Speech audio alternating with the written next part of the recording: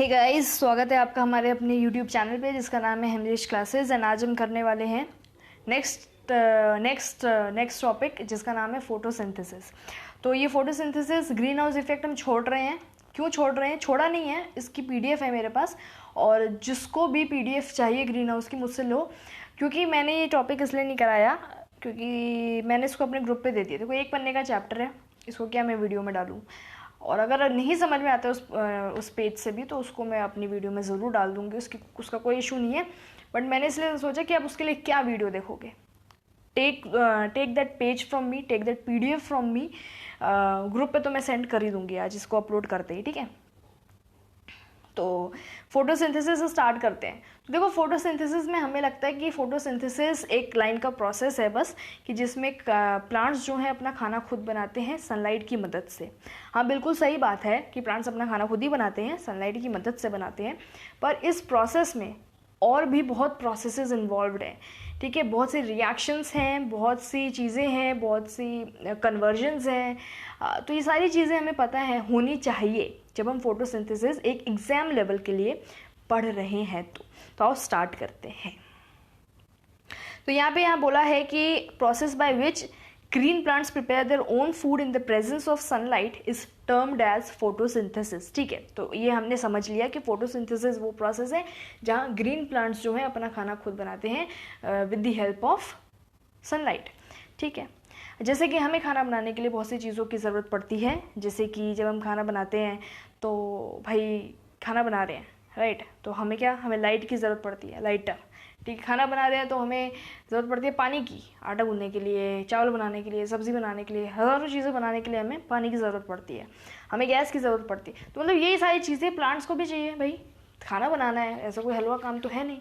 तो क्या क्या ज़रूरत है? भाई लाइट की ज़रूरत पड़ती है, इनको CO2 की ज़रूरत पड़ती है, इनको H2O की ज़रूरत पड़ती है, इनको क्लोरोफिल की ज़रूरत पड़ती है। क्लोरोफिल क्या है? क्लोरोफिल कुछ नहीं है, क्लोरोफिल एक पिगमेंट है जो कि एक ग्रीन कलर का पिगमेंट है जो कि लीव्स को ग्रीन कलर देता है। और ये क्लोरोफिल प्रेजेंट कहाँ है? क्लोरोप्लास्ट में, लिखिए। और ये क्लोरोप्लास्ट प्रेजेंट कहाँ है? लीव्स में। तो इसका मतलब हम ये कहेंगे कि जो ये क्लोरोफिल है वो लीव्स में प्रेजेंट है, ठीक है। वही चीज़ है कि ए और बी दोस्त हैं, बी और सी दोस्त हैं, तो ए और सी भी दोस्त हो जाएंगे। तो ये क्लोरोफिल है, ये क्लोरोप्लास्ट है और ये लीव्स है। क्लोरोफिल क्लोरोप्लास्ट में प्रेजेंट है, क्लोरोप्लास्ट लीव्स में प्रेजेंट है। तो जाहिर सी बात है क्लोरोफिल जो है वो लीव्स में प्रेजेंट है, ठीक है। चलो आगे बढ़ेंगे। अब 3 मेन स्टेप्स हैं प्रोसेस में। इस फोटोसिंथेसिस के प्रोसेस में 3 मेन प्रोसेस हैं। वही मैंने कहा कि प्रोसेस में बहुत सारे प्रोसेसेस हैं, तो वही चीज़ है, इसमें 3 मेन स्टेप्स हैं। पहला स्टेप सबसे पहला ये होता है, देखो सबसे पहले हमें क्या, हम जब खाना बनाते हैं सबसे पहले हमें किस चीज़ की जरूरत पड़ती है? लाइटर की, जिससे हम लाइट लाते हैं। तो वही चीज़ है, जब प्लांट्स खाना बना रहे हैं तो सबसे पहले उनको ज़रूरत पड़ेगी सनलाइट की, लाइट की ज़रूरत पड़ेगी। तो उनको लाइट मिली। अब जो लीव्स हैं, देखो पूरा खाना बनाने का काम लीव्स में होता है, ठीक है। लीव्स में होता है खाना बनाने का काम, स्टेम्स में भी होता है कभी कभी, लेकिन लीव्स में हम कहते हैं मेनली हमारा जो हम बोलते हैं लीव्स में होता है। तभी क्या है कि लाइट एनर्जी मिली, यानी कि लाइट मिली, ठीक है। जो लीव्स है उसमें क्लोरोफिल प्रेजेंट है। उस क्लोरोफिल ने क्या किया? उस लाइट एनर्जी को एब्जॉर्ब कर लिया, और एब्जॉर्ब करने के बाद उस लाइट एनर्जी को उसने कन्वर्ट कर दिया किसमें? केमिकल एनर्जी में। ये पहला प्रोसेस हुआ, ठीक है। लिखते चलिए, ये फर्स्ट प्रोसेस हो गया। सेकेंड प्रोसेस क्या हुआ? अब एब्जॉर्ब कर लिया और उसने कन्वर्ट भी कर दिया केमिकल एनर्जी में, ठीक है। और क्या किया? फोटोलिसिस किया वाटर का। मतलब क्या हुआ? जो वाटर आया, वाटर कहाँ से आया? रूट्स में से आया। जब हम पानी देते हैं रूट्स में, जड़ों में कहते हैं ना, जड़ों में पानी दो, क्योंकि वहाँ से रूट्स एब्जॉर्ब कर लेती हैं वाटर को, और वाटर को क्या करती हैं? ऊपर पहुँचाती हैं। अच्छा, तो वही जो वाटर ऊपर पहुँचा हुआ है लीव्स में वगैरह में, तो लीव्स में फूड बन रहा है। तो वहाँ पे जो लीव्स में वाटर प्रेजेंट है, क्लोरोफिल क्या करता है कि जब लाइट एनर्जी को केमिकल एनर्जी में कन्वर्ट कर देता है, तो उसके बाद ये केमिकल एनर्जी को वो यूज़ करता है किस चीज़ में? फोटोलिसिस ऑफ वाटर में, यानी कि वाटर का स्प्लिट करने में, वाटर की स्प्लिटिंग करने में। तो H2O है, तो जब वो स्प्लिट कर देगा तो ऑक्सीजन जो है हमें मिलेगा। इसीलिए कहते हैं कि जो प्लांट्स है वो ऑक्सीजन रिलीज़ करते हैं। तो यही चीज़ है कि फोटोलिसिस हो गया, स्प्लिटिंग हो गई वाटर की और ऑक्सीजन बाहर निकाला। तो आपको याद रखना है कि फोटोसिंथेसिस के प्रोसेस में पूछा जाए कि क्या रिलीज़ हो रहा है, कौन से दो मेन रिलीज़ होते हैं, कौन से दो प्रोडक्ट्स मेन रिलीज़ होते हैं, तो एक तो ऑक्सीजन होता है जो अभी हमने देखा, और एक होता है कार्बोहाइड्रेट, ग्लूकोज, जो अभी हम देखेंगे, जो मेन खाना है हमारा। ठीक है, ये सेकेंड प्रोसेस हो गया। थर्ड प्रोसेस क्या हुआ, carbon dioxide taken into the leaves is reduced into carbohydrates. अब जो कार्बन, मैंने कहा कि ये हो गया ऑक्सीजन वाली चीज़ अपनी ख़त्म हुई। अब जो प्रोसेस आता है वो आता है, पहला था कि लाइट एनर्जी आई, कन्वर्ट हो गई, दूसरा था फोटोलिसिस हो गया, और थर्ड है रिडक्शन। रिडक्शन किसका, कार्बन डाइऑक्साइड का कार्बोहाइड्रेट में। क्या होता है ना कि जो कार्बन डाइऑक्साइड है वो कार्बन डाइऑक्साइड हमारे लीव्स में जाती है अंदर, किसके थ्रू जाती है, स्टोमेटा के थ्रू जाती है। स्टोमेटा ना, जब स्टोमेटा दिन में खुल जाते हैं, ये मैं भी आगे बढ़ाऊंगी, स्टोमेटा दिन में खुल जाते हैं तो क्या होता है, कार्बन डाइऑक्साइड स्टोमेटा में घुस जाती है। तो वहाँ पे क्या होता है, तो यही है कि carbon dioxide taken into the leaves, यानी कि लीव्स में स्टोमेटा प्रेजेंट होते हैं, carbon dioxide is taken into the leaves, और वहाँ पे वो रिड्यूस हो जाती है, यानी कि कार्बन डाइऑक्साइड जो है कार्बोहाइड्रेट्स में बदल जाती है, ग्लूकोज में बदल जाती है, अपने फूड में बदल जाती है। ठीक है, यहाँ पे चीज़ आपकी थर्ड क्लियर हुई। 3 मेन स्टेप्स थे इसके, आगे बढ़ेंगे। ये चीज़ मैंने आपको अभी पीछे समझाई है कि लाइट कन्वर्ट हो गई है, उसके बाद CO2 is taken into the stomata, उसके बाद ये भी समझाया कि वाटर जो है एब्जॉर्ब हुआ रूट्स ने। अच्छा, अब आपसे एक क्वेश्चन पूछा जा सकता है कि जो वाटर हमने रूट्स में दिया और वो एब्जॉर्ब हो गया, तो वाटर जो है ऊपर किस टिश्यू की मदद से आया। वाटर तो रूट्स में डाला हमने, वो ऊपर किस टिश्यू की मदद से पहुंचा, तो वो जाइलम टिश्यू की मदद से पहुंचा। अगर आपसे प्रोसेस पूछें कि नीचे से ऊपर किस प्रोसेस की मदद से पहुंचा, तो वो पूछेंगे नहीं। हालांकि अगर पूछ भी लें तो आपको पता होना चाहिए कि कैपिलरी एक्शन होता है। वो कैपिलरी एक्शन ही वही होता है कि मतलब किसी लिक्विड का मूवमेंट है ना, तो कैपिलरी एक्शन की मदद से जो है वाटर जो है रूट्स में से ऊपर जाता है। ठीक है, लीव्स में और other parts of the plants में पहुंचता है वाटर। अच्छा, अब आपसे ये भी पूछा जा सकता है कि जो वाटर है वो स्टोमेटा में कैसे जाता है। अभी हमने देखा था कि CO2 स्टोमेटा में जा रहा था, जहाँ से उसका रिडक्शन हो रहा था और वो कार्बोहाइड्रेट्स में बदल रहा था। ठीक है, पर स्टोमेटा के अंदर जो पानी भी तो जाता है। ऐसा तो हमने ट्रांसपिरेशन वगैरह में सबने पढ़ा है ना। हो सकता है आपसे पूछ ले कि पानी कैसे जाता है, तो आप कंफ्यूज नहीं होगे। पानी स्टोमेटा के अंदर जो है ऑस्मोसिस के प्रोसेस से जाता है। तो लिख लीजिए ये पॉइंट्स थोड़े बहुत छोटे मोटे जो इंपॉर्टेंट है। ठीक है, अच्छा, CO2 is converted into carbohydrates, glucose, ये हमने जान लिया। और ये जो ग्लूकोज है, जब इसको प्लांट्स को स्टोर करना होता है इस ग्लूकोज को, तो वो किस फॉर्म में स्टोर करता है, वो स्टार्च के फॉर्म में स्टोर करता है। जैसे कि अचार है, हम जैसे कि आम है, तो हम आम को, मैंगो को, कच्चा जो मैंगो होता है उसको किस फॉर्म में स्टोर करेंगे। अगर हमें लंबे समय तक स्टोर करना है तो हम उसका अचार बना देंगे, हम उसको स्टोर कर लेंगे। आलू को हमें किस फॉर्म में स्टोर करना है तो हम उसके पापड़ बना लेंगे और हम उसको स्टोर कर लेंगे। तो वही चीज़ है, मतलब कि यार ग्लूकोज को प्लांट्स को किस फॉर्म में स्टोर करते हैं, स्टार्च के फॉर्म में स्टोर करते हैं। ठीक है, आगे बढ़ेंगे। फोटोसिंथेसिस की रिएक्शन होती है, बहुत मेन बहुत इंपॉर्टेंट रिएक्शन है, ज़रा देख लेते हैं। 6 CO2 + 12 H2O। मैंने कहा था CO2 की ज़रूरत पड़ती है और H2O की ज़रूरत पड़ती है, लाइट की ज़रूरत पड़ती है, क्लोरोफिल की ज़रूरत पड़ती है। तो जो एरो के ऊपर लिख लो लाइट, यहाँ लिख लेंगे लाइट और नीचे लिख लेंगे क्लोरोफिल। ठीक है, लाइट और क्लोरोफिल कैटलिस्ट के तरह काम करते हैं, ये भी आप याद रखेंगे। कैटलिस्ट वो चीज़ होती है जो एक रिएक्शन को तेज़ कर देती है या एक रिएक्शन को प्रोसेस में लाती है, वो होता है कैटलिस्ट। तो कैटलिस्ट जो है यहाँ पे लाइट है और क्लोरोफिल है। ठीक है, अच्छा, इनकी मदद से क्या बना, ग्लूकोज बना, जो कि जिसका फॉर्मूला है C6H12O6, और साथ में ऑक्सीजन भी निकला, मैंने बताया आपको, और थोड़ा बहुत पानी भी निकलता है। ठीक है, कभी कभी पानी, जैसे दूसरी रिएक्शन ये भी हो सकती है जिसमें पानी हम ना भी लिखें तो इतना कुछ नुकसान नहीं है। अच्छा, इन the presence of light and chlorophyll, तो ये याद रखना ये चीज़। ठीक है, अब जो मेन चीज़ आती है कि फोटोसिंथेसिस आखिर होता क्या, ये मैंने बताया आपको। भाई सबसे ज़रूरी बात ये आप बोल दो कि हाँ अरे भाई फोटोसिंथेसिस फूड बनाने का काम लीव्स में ही तो हो रहा था, अभी इतनी देर से तो पढ़ रहे हैं। बिल्कुल सही बात है, लीव्स में ही हो रहा है। पर अभी देखो सुनो, लीव्स में क्या होता है, 3 लेयर्स होती हैं। अब लीव्स में कहाँ हो रहा है, ये भी तो बड़ी चीज़ है। मैं बोल दूँ किचन में खाना बन रहा है, ठीक है, हाँ भाई खाना किचन में ही बनता है, किचन में खाना किस प्लेस पे बन रहा है, वो ऐसी वाली चीज़ हो गई। अच्छा गैस के बिल्कुल पास में बन रहा है, गैस पे रख कर बन रहा है ना, तो वो चीज़ है। तो खाना कहाँ बन रहा है, लीव्स में बन रहा है, ठीक है, लीव्स में बन रहा है। अगर आपसे क्वेश्चन पूछा जाए खाना कहाँ मतलब फोटोसिंथेसिस कहाँ हो रहा है, और अगर उसमें ऑप्शन दिया जाए लीव्स, स्टेम, रूट वगैरह, तो आप आँख बंद करके लीव्स मार्क कर दोगे। अगर आपसे बोला जाए खाना कहाँ बन रहा है, तो आप बोलोगे लीव्स में। अगर लिखा गया ऑप्शन में लीव्स, सेकेंड ऑप्शन लिखा गया क्लोरोप्लास्ट, थर्ड ऑप्शन लिखा गया कुछ और, तो आप मार्क करोगे पता है क्या, क्लोरोप्लास्ट। अभी सुनो कैसे, देखो ये लीव्स हैं, लीव्स की 3 लेयर होती हैं, ऊपर वाली, बीच वाली और सबसे नीचे वाली। आपको जानने की ज़रूरत नहीं है, आप बीच वाली जानो जहाँ पे क्लोरोप्लास्ट बहुत ज़्यादा प्रेजेंट होते हैं। क्योंकि हमें क्लोरोप्लास्ट की ज़रूरत है, क्योंकि क्लोरोप्लास्ट में क्लोरोफिल होता है, और वो क्लोरोफिल जो है वही लाइट एनर्जी को ट्रैप करके कन्वर्ट करता है। इसीलिए हमें किसकी ज़रूरत है, क्लोरोफिल की ज़रूरत है। और क्लोरोफिल कहाँ ज़्यादा होगा, जहाँ क्लोरोप्लास्ट ज़्यादा होंगे।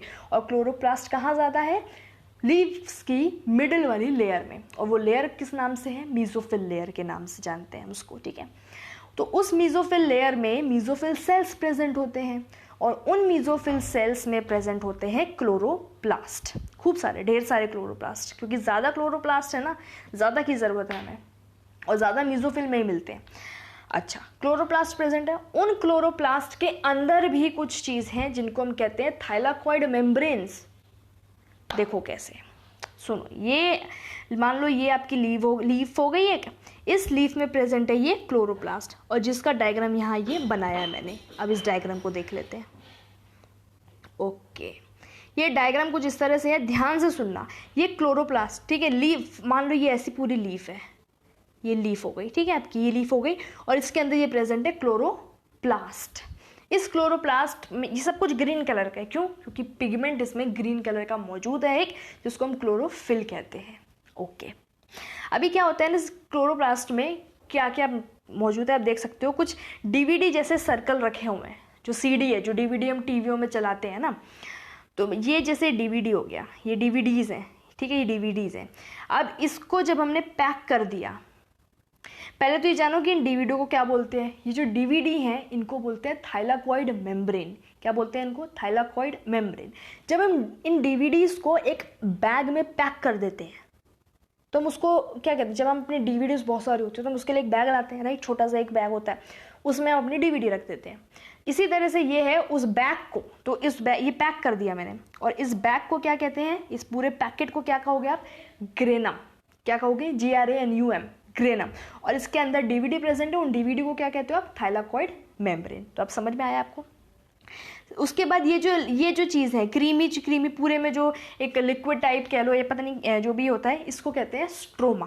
क्या कहते हैं, STROMA, स्ट्रोमा। अच्छा, ये आपको ज़रूरत पड़ेगी आगे, इसीलिए बताया है, ठीक है। अच्छा, ये आपने समझ लिया। ओके, वापस आ जाते हैं। तो अब वापस आने में हम क्या जान रहे हैं, तो एक्चुअली में क्या होता है कि जो हमारा फोटोसिंथेसिस है वो इन मेम्ब्रेन्स में हो रहा होता है, थाइलाकॉइड मेम्ब्रेन्स में, ठीक है। अगर आपसे क्वेश्चन पूछा जाए कि फोटोसिंथेसिस कहाँ हो रहा है, और उसमें ऑप्शन दिया गया है अगर थाइलाकॉइड मेम्ब्रेन, तो आप थाइलाकॉइड मेम्ब्रेन मार्क करोगे आँख बंद करके। अगर आपको नहीं दिया तब तो कोई बात ही नहीं है। आपको अगर मीजोफिल सेल्स दिया है और ये सब कुछ नहीं दिया तो मीजोफिल सेल्स मार्क करोगे। लीव्स दिया है और ये सब कुछ नहीं दिया तो लीव्स मार्क करोगे। क्लोरोप्लास्ट दिया है तो क्लोरोप्लास्ट मार्क कर दोगे, ठीक है। इसमें क्या है कि इन सारे ऑप्शंस में से ना एक ही देगा, ऐसा नहीं है कि चारों उठा के दे देगा और बोलेगा किस में करता है। तो भाई चारों में ही कर रहा है, ये तो एक ही पार्ट है, ये सारी लीव्स का पार्ट है ये, है ना। तो उसमें कन्फ्यूजन नहीं होगा आपको। लीव्स देगा या फिर क्लोरोप्लास्ट दे देगा या फिर मीजोफिल सेल्स दे देगा या थाइलाकॉइड मेम्ब्रेन दे देगा या ग्रेनम दे देगा, जो पैकेट है आपका वो दे देगा। तो इस तरह से आपको कंफ्यूज नहीं होना है। ये सारे चीज़ है जो एक ही उसकी थाली के चट्टे बट्टे जिसे हम कहते हैं वो हैं, और इनमें फोटोसिंथेसिस का प्रोसेस होता है, ठीक है।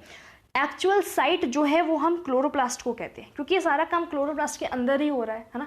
तो actual sites for chloroplast for photosynthesis for खाना बनाना इज क्लोरोप्लास्ट। ठीक है, आगे बढ़ते हैं। यहाँ स्टोमेटा शो कर रखा है मैंने। स्टोमेटा क्यों शो किया हुआ है, आपको ये बताने के लिए कि जब स्टोमेटा खुला होता है और वो दिन के टाइम में खुला होता है, रात के टाइम में बंद होता है। कुछ आपके डेजर्ट प्लांट्स होंगे जिनमें आपको उल्टा देखने को मिलेगा कि दिन में बंद है और रात में खुला है। ठीक है, डेजर्ट में। पर मेनली जो ज़्यादातर एरियाज़ हैं, मतलब यही होता है जो 99% केसेस में, कि दिन में खुला रहता है स्टोमेटा और रात में वो स्टोमेटा क्लोज हो जाता है। क्यों? क्योंकि रात में क्या होता है, पानी हम देते नहीं हैं, हम दिन में पानी देते हैं, तो दिन में खुला रहता है। सिंपल सा जो लॉजिक है आप ये लगा लो। ठीक है, अच्छा, दिन में खुला है स्टोमेटा, तो दिन में ही जो है फोटोसिंथेसिस का प्रोसेस भी होता है। क्योंकि हमें क्या चाहिए, स्टोमेटा खुला हुआ चाहिए। क्यों? ताकि CO2 जो है ना उसके अंदर जा सके, और जब उसके अंदर जाएगी तभी हमें कार्बोहाइड्रेट मिलेगा। ये बात समझे आप? तो इसीलिए हमें स्टोमेटा को खुला हुआ चाहिए। हम जानते हैं कि हमें स्टोमेटा खुला हुआ चाहिए, और स्टोमेटा खुला हुआ दिन में होता है। तो अगर आपसे पूछे कि फोटोसिंथेसिस का प्रोसेस कब होता है, तो वो दिन में होता है, डे टाइम में। ठीक है, नाइट में नहीं होता है। ओके, अब आपको इसका ये याद कर लो, ये गार्ड सेल्स होते हैं। ठीक है, वैसे इसको याद करने की ज़रूरत नहीं है। ये गार्ड सेल्स हैं, गार्ड सेल्स ही जो है खुले ओपन होते हैं। अगर बोले कि opening and opening and closing of stomata के लिए कौन रिस्पॉन्सिबल है, तो आपको ऑप्शन उसमें मिलेगा कि गार्ड सेल्स। तो guard cells he opening and closing के लिए होते हैं। गार्ड सेल्स ही खुलते हैं, गार्ड सेल्स ही बंद होते हैं। ठीक है, ये चीज़ है। स्टोमेटा बंद हो गया, स्टोमेटा खुल गया, स्टोमेटा खुल गया, स्टोमेटा बंद हो गया। जब स्टोमेटा खुलता है तो CO2 अंदर चली जाती है, और जब स्टोमेटा खुला ही रहता है तो ऑक्सीजन भी बाहर आती है। रिलीज ऑफ ऑक्सीजन भी तो होता है ना फोटोसिंथेसिस के प्रोसेस में। तो वो बाहर कैसे आएगी, प्लांट्स में से ऑक्सीजन कैसे बाहर आएगी, स्टोमेटा के थ्रू ही बाहर आएगी। ठीक है, तभी हम कहते हैं प्लांट से जो है ऑक्सीजन बाहर निकल रही है, तो हम उस ऑक्सीजन को ब्रीथ करते हैं। ठीक है, हम कार्बन डाइऑक्साइड छोड़ते हैं तो वो कार्बन डाइऑक्साइड प्लांट्स ले लेते हैं। तो अब समझ रहे हो सारी चीज़ें, फील आ रहा है कुछ फोटोसिंथेसिस का? तो ऐसे ही होता है। अच्छा, तो ये चीज़ें हो गई, ये चीज़ हो गई। आगे बढ़ेंगे तो वही चीज़ मैंने यहाँ लिखी है, पढ़ना तो पढ़ लो। In day guard cells are open, guard cells open रहते हैं। एक्सचेंज ऑफ गैस जो है, गैस एक्सचेंज जो है वो होती है दिन के टाइम में, CO2 इन O2 आउट। ठीक है, at night guard cells become flaccid, यानी कि पिचक जाते हैं, यानी कि क्लोज हो जाते हैं, और कोई फोटोसिंथेसिस रात में नहीं होता। आगे बढ़ेंगे। अच्छा, लाइट रिएक्शन और डार्क रिएक्शन, दो तरीके की रिएक्शन होती है फोटोसिंथेसिस के प्रोसेस में। बहुत इंपॉर्टेंट है यार, बहुत इंपॉर्टेंट। लाइट रिएक्शन को नाम से आप समझ रहे हो कि लाइट रिएक्शन जो होती है वो लाइट में होती है, यानी कि वो लाइट पे डिपेंड होती हैं। और जो डार्क रिएक्शन होती है वो लाइट इंडिपेंडेंट होती है, यानी कि वो लाइट पे डिपेंडेंट नहीं है, यानी कि वो लाइट पे डिपेंड नहीं होती, वो डार्क में होती है, वो उनको लाइट की ज़रूरत नहीं होती। पहली चीज़ तो ये क्लियर हुई। दूसरी चीज़ जो क्लियर हुई है वो ये हुई है कि लाइट रिएक्शन में 3 प्रोसेस हो रही हैं। सबसे पहले मैंने आपको बताया था, लाइट आती है, एब्जॉर्ब होती है और कन्वर्ट होती है। ठीक है, ये प्रोसेस पूरा जो है लाइट रिएक्शन में हो रहा है। पहले तो लाइट आई और कन्वर्ट हो गई केमिकल एनर्जी में, पहला प्रोसेस हो गया। दूसरा प्रोसेस हुआ भाई, लाइट जो केमिकल एनर्जी में कन्वर्ट हुई उसकी मदद से क्या हो रहा है, वाटर की स्प्लिटिंग हो रही है, ये दूसरा प्रोसेस हो गया। और वाटर की स्प्लिटिंग की वजह से थर्ड जो प्रोसेस हुआ, स्टेप था, वो है हमारा रिलीज ऑफ ऑक्सीजन। तो H2O टूटा तो O2 जो है रिलीज हुआ फोटोसिंथेसिस के प्रोसेस में। तो ये तीन जो है आपकी मेन चीज़ है। अगर आपसे पूछा जाए कि रिलीज ऑफ ऑक्सीजन कौन सी रिएक्शन में होता है, तो आप कहोगे लाइट रिएक्शन में होता है। अगर आपसे बोले लाइट एनर्जी केमिकल एनर्जी में कन्वर्ट हो रही है, कौन सी रिएक्शन में होता है, लाइट रिएक्शन में होता है। अगर आपसे पूछे स्प्लिटिंग किस में होती है, लाइट रिएक्शन में होता है। तो ये तीनों चीज़ें लाइट रिएक्शन में होती है। और लाइट रिएक्शन होती कहाँ है, अकर इन ग्रेन ऑफ क्लोरोप्लास्ट।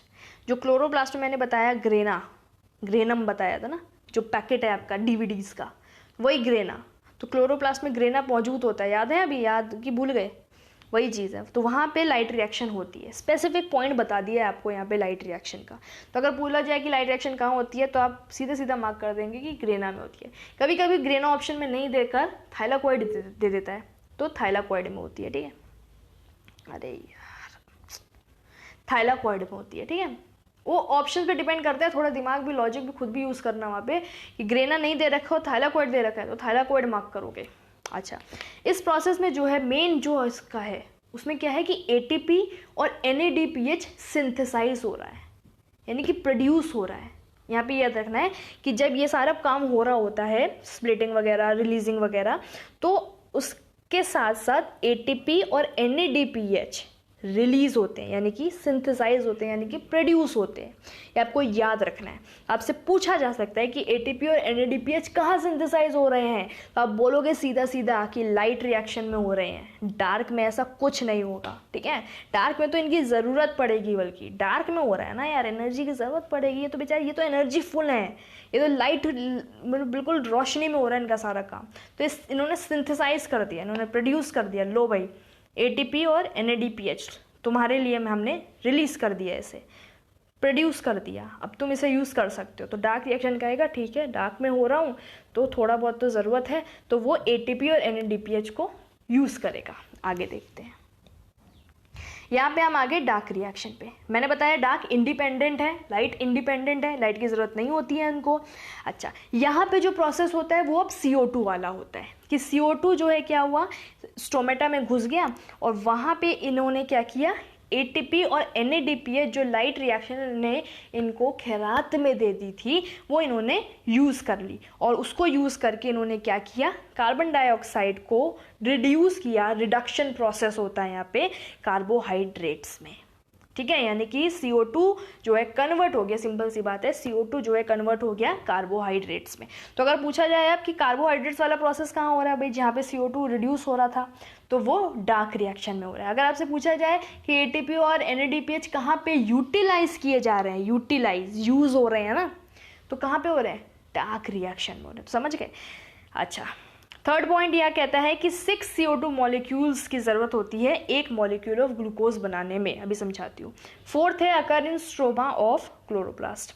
जो मैंने बताया था ना, क्लोरोप्लास्ट में जो क्रीमी पोर्शन था वो स्ट्रोमा है, तो वहाँ पे जो है डार्क रिएक्शन होती है। ज़्यादा डीप में मत घुसो, जो बता रही हूँ वो सुनते जाओ, ठीक है। इंपॉर्टेंट है सारी चीज़ें।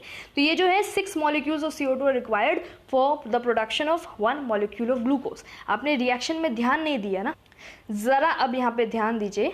यहाँ पे क्या लिखा है, 6 CO2 लिखा है ना, यानी कि 6 मॉलिक्यूल्स ऑफ CO2, और यहाँ क्या लिखा है, यहाँ पे C के आगे कुछ लिखा है, नहीं लिखा, यानी कि 1 molecule of glucose is produce, ठीक है। यही चीज़ बताइए, ठीक है। यानी कि अगर आपसे पूछा जाए कि शुगर यानी कि कार्बोहाइड्रेट यानी कि ग्लूकोज किस प्रोसेस में या किस रिएक्शन में हो रहा है, तो बोलोगे डार्क रिएक्शन में हो रहा है, ठीक है, ठीक है। डार्क रिएक्शन में हो रहा है, डार्क रिएक्शन में शुगर का प्रोडक्शन हो रहा है। ओके, ये चीज़ आपने समझ ली। दूसरी चीज़ समझने की ये है, आपसे पूछा जाए कि शुगर बना कौन रहा है, तो सही बात है, फोटोसिंथेसिस का प्रोसेस हो कहाँ रहा है, लीव्स में हो रहा है। लीव्स के अंदर क्लोरोप्लास्ट, क्लोरोप्लास्ट के अंदर ग्रेना, थाइलाकॉइड वगैरह। तो आप मेन जो एक्चुअल साइट है वो तो क्लोरोप्लास्ट ही है ना, कि क्लोरोप्लास्ट में हो रहा है सारा कुछ, जितना भी तामझाम है सब क्लोरोप्लास्ट के अंदर ही तो है। तो एक्चुअल साइट फॉर फोटोसिंथेसिस अगर बोले तो आप क्लोरोप्लास्ट मार्क कर दोगे। बोले कि शुगर कहाँ बन रही है, क्लोरोप्लास्ट में बन रही है, ठीक है। इस तरह से थाइलाकॉइड वगैरह बहुत कम केसेस में देगा वो आपको।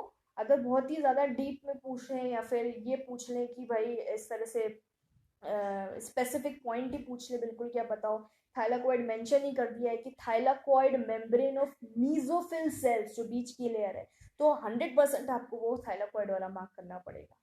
पर अगर सब नहीं दे रखा तो आंख बंद करके आपको क्लोरोप्लास्ट ही मार्क करना है, ठीक है। लाइट एनर्जी को कौन ट्रैप कर रहा है, लाइट एनर्जी कौन एब्जॉर्ब कर रहा है, कौन कन्वर्ट कर रहा है, क्लोरोफिल कर रहा है। शुगर कौन बना रहा है, क्लोरोप्लास्ट बना रहा है, ठीक है। समझ गए इस चीज को। अच्छा चलो, यहाँ पे ये खत्म हुआ। एक चीज और बची है। अच्छा, यहाँ पे ये क्या था, अच्छा ये मैं भूल गई बताना। डार्क रिएक्शन को जो है भाई केल्विन साइकिल और बायोसिंथेटिक फेज भी बोलते हैं, लिख लीजिए। बायोसिंथेटिक, तो कंफ्यूज नहीं होना है, कभी भी कुछ भी अगर बोल दे तो कंफ्यूज नहीं होना है कि बायोसिंथेटिक फेज में अगर बोल दे कि मतलब CO कार्बन डाइऑक्साइड शुगर कहाँ बन रही है, तो बोलो शुगर कौन सी रिएक्शन में बन रही है, तो हो सकता है डार्क रिएक्शन की जगह देते बायोसिंथेटिक रिएक्शन। तो आप आग बंद करके बायोसिंथेटिक मार्क कर दोगे, क्योंकि biosynthetic dark reaction, Calvin cycle, सब एक ही बात है। ओके, आगे बढ़ेंगे। कुछ पिगमेंट्स होते हैं फोटोसिंथेसिस में जो रिस्पॉन्सिबल होते हैं। क्लोरोफिल तो होता ही होता है जो ग्रीन कलर प्रोवाइड करता है। क्लोरोफिल भी काफी टाइप के होते हैं, ए बी डी वगैरह, ठीक है। तो क्लोरोफिल ए और बी की बात करें तो क्लोरोफिल ए जो है वो ब्लू ग्रीन कलर का कुछ होता है और ब्लू ग्रीन कलर प्रोवाइड करता है, या chlorophyll A blue green colour का होता है, convert light energy into chemical energy, ये आपको याद रखना है। अरे ऐसे जैसे पूछा जाए कि लाइट एनर्जी को केमिकल एनर्जी में कौन कन्वर्ट कर रहा है, तो आप बोलोगे क्लोरोफिल कर रहा है, भी बताया मैंने, ठीक है।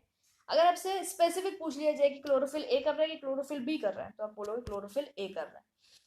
क्लोरोफिल बी जो है वो येलो ग्रीन कलर देता है, जेंथोफिल जो है वो येलो कलर देता है, और कैरोटीनॉइड है वो येलो से येलो ऑरेंज कलर देता है, येलो या फिर येलो से येलो ऑरेंज, ठीक है। समझ गए इस चीज को, बहुत सिंपल है, इसको देख लो, याद कर लो। अच्छा, अब एक और चीज यहाँ पे है, फैक्टर्स अफेक्टिंग फोटोसिंथेसिस। बिल्कुल आसान सी चीज है कि लाइट है, CO2 है, वाटर है और क्लोरोफिल है, ये सारी चीजें नहीं होंगी तो हमें जरूर हमारे फोटोसिंथेसिस में प्रॉब्लम आएगी।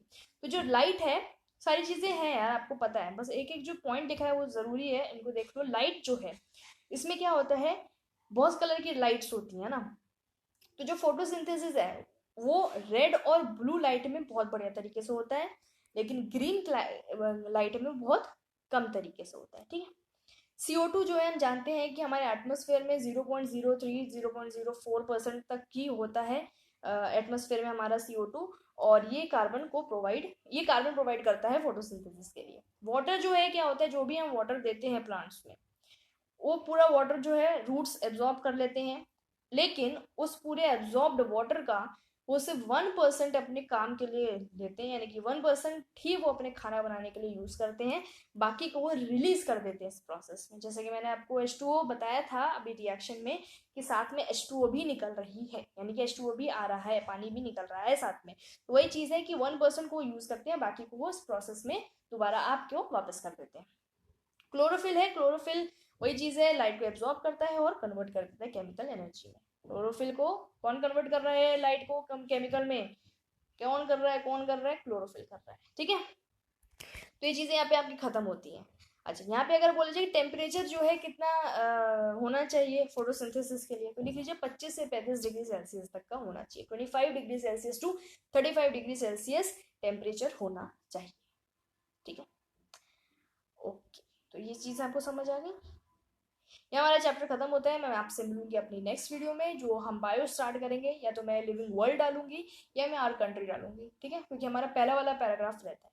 तो चलो पढ़ते रहो, लाइक करो, सब्सक्राइब करो, शेयर करो, शेयर करो यार, शेयर जितना हो सके करो, क्योंकि इसके बाद लाइव सेशन है ना, जितने ज्यादा लोग हो जाएंगे बढ़िया हो जाएगा, लाइव सेशन हो जाएगा, क्वेश्चन आंसर की series face to face interact करेंगे, तो कितना बढ़िया होगा। शेयर करो जितना हो सके। Thank you so much.